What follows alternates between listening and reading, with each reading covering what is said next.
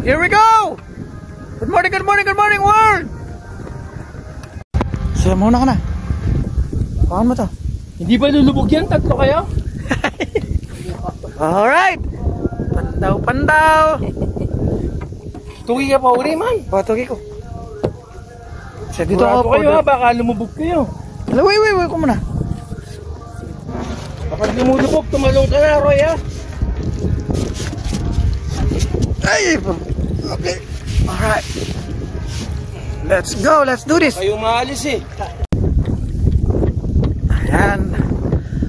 Pandaw means in English harvest ng whatever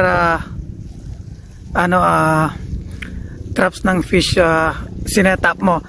Pero ngayon magpapandaw kami ng shrimps.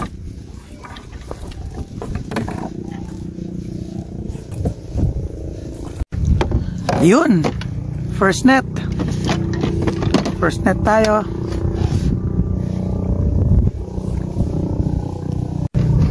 Nakakaano. Hindi ako sanay sa bangka talaga pa. Kumbaga naninimbang. Kasama natin, we are with Ian. Say hello. Hi, amo. Hello po. At saka si Master Roy. Yeah. Tinatawag nating paktang yung mga traps natin ng shrimps. 6 ang sinetap namin dito sa palaisdaan.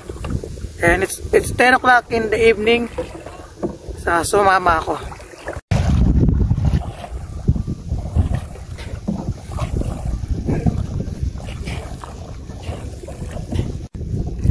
Malamig ang simoy ng hangin.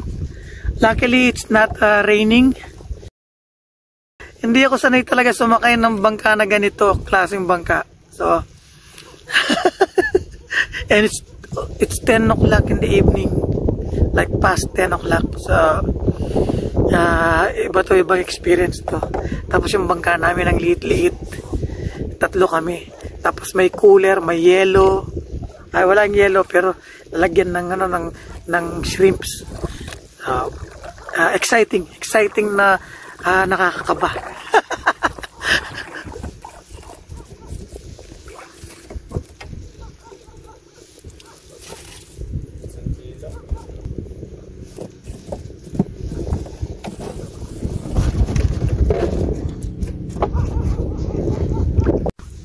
So there are factors to consider.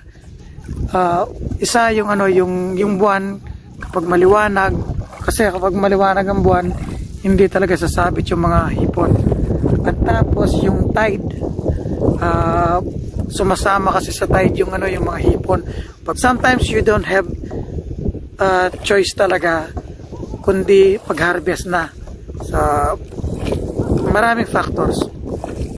Minsan sa isang net makaka-5, 10 kilo ka. Minsan naman nakakaisa, 2 kilo lang. So it depends talaga. Kung minsan ayaw ko naman sabihin na swertihan lang. Nasa timing lang talaga. At kung anong biyayang ibinigay ng Diyos at saka ng araw na para sa iyo talaga 'yon. So appreciate lang. So kahit na sabay-sabay mo inalaglag yung mga paktang, kuminsan yung mga hipon nasa isang sulok lang ganon. So hindi pantay-pantay yung huli ng mga nets. Tulad nito, I think this net is good. Ayan. Yan.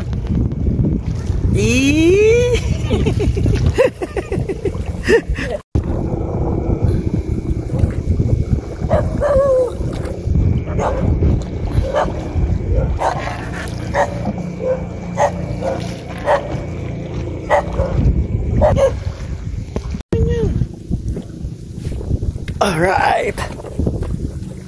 Wala? Atin natin.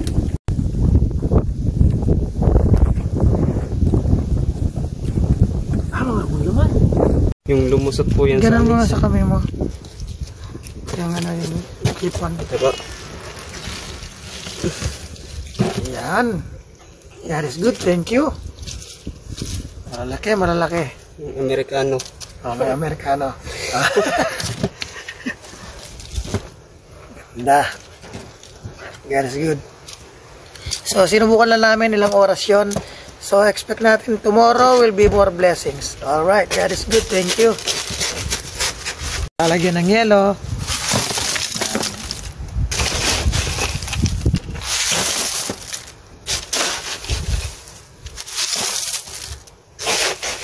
Wow, ang mga hipon. Yes,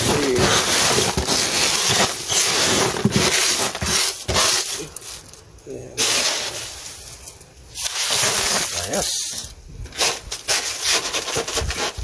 Okay, okay. Thank you. Thank you. God is good.